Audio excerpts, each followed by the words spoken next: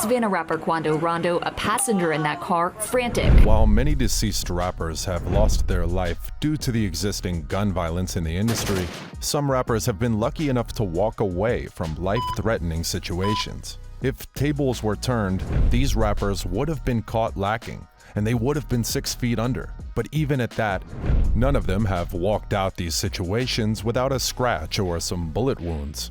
Keep watching till the end of this video to see rappers almost caught lacking. Trust me, you don't want to miss this. Quando Rondo. Rapper Quando Rondo has been caught lacking one too many times, but he's always been lucky to get out of it scot-free. However, quite recently, he found himself in a deadly situation when he was shot at in a gas station in California.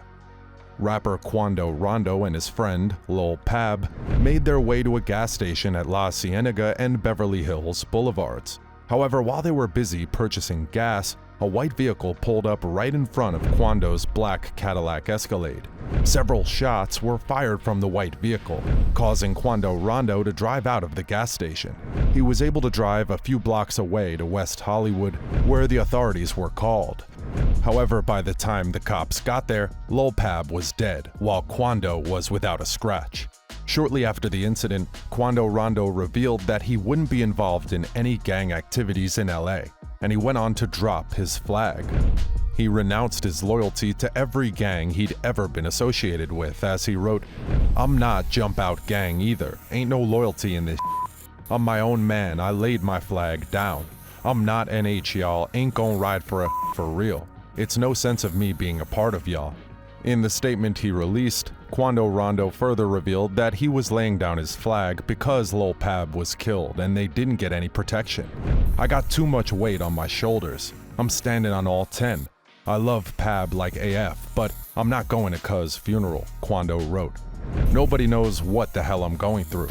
I watched my homie die. I want to see a lot of y'all wake up and keep a level head after that." Lil Tjay. Rapper Lil Tjay had one hell of an incident after he was almost caught lacking on the streets of New Jersey. The Bronx rapper was shot at least 7 times at a Chipotle restaurant at midnight on June 22, 2022.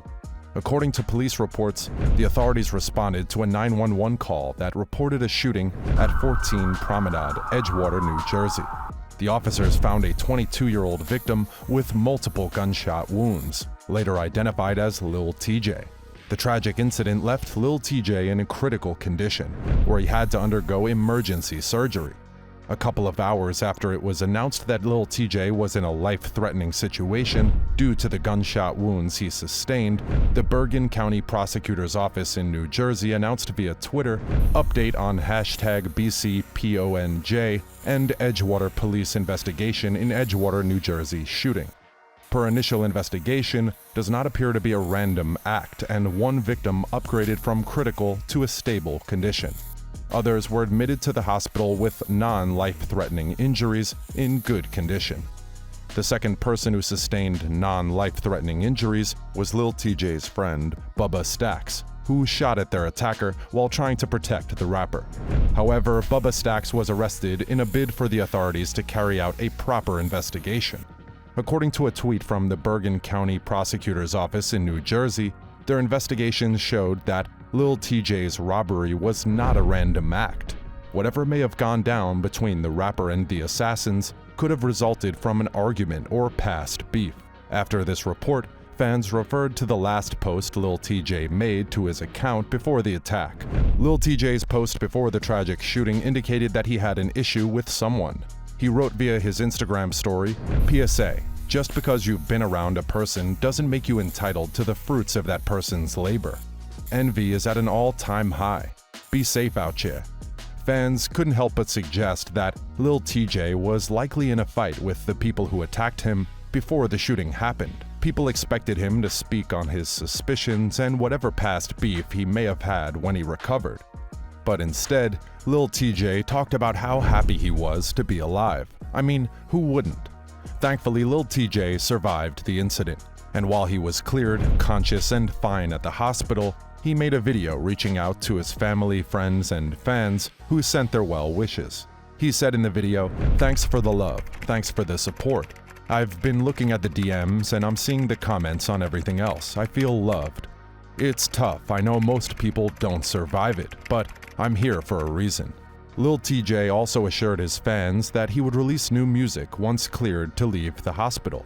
He said, "New music soon. We're gonna come back stronger than before." Sauce Walka. Texas rapper Sauce Walka was almost caught lacking on the streets of LA after a man tried to steal his jewelry from him. But things didn't go smoothly for his attacker, who lost his life in the incident. Sauce Walka was in the rap murder capital for barely 24 hours when he got jumped by the man who was later identified as Trey Watson.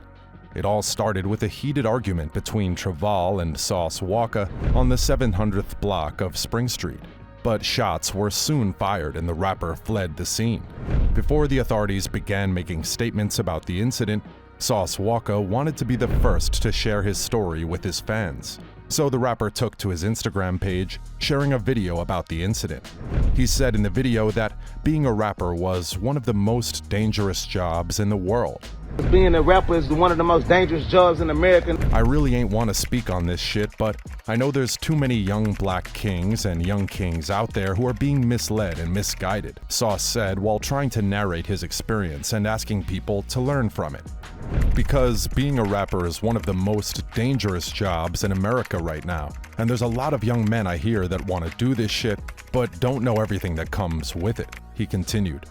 Sauce Walka added in the video that all his jewelry and other items he had on him were still intact. He showed his shoes with smears of blood over them, and he captioned the photo, "Fucked up my Louis, dummy." Shortly after the incident was announced on social media, critics began attacking Sauce Walka and accused him of being wrong for killing a man because he was going to steal his jewelry. Sauce Walka was forced to speak on it as he revealed to the world that he wasn't the one who killed the man, but another man who the deceased guy was going to rob actually pulled the trigger. According to Sauce Walka, a situation broke out where he was forced to fight for himself and defend his life, jewelry, and property from his attacker, Traval. They, however, had a physical fight that left him with bruises on his face, but he never shot the man. After defending himself against Traval, Sauce Walka claimed that the man was walking away from the fight only to take someone else's jewelry. It was this man who Traval tried to rob that took his life eventually. Do you think these rappers were just so lucky to survive? And is it just me, or is the gun and gang violence in the rap industry making a stay? Join the conversation and let us know in the comments section below.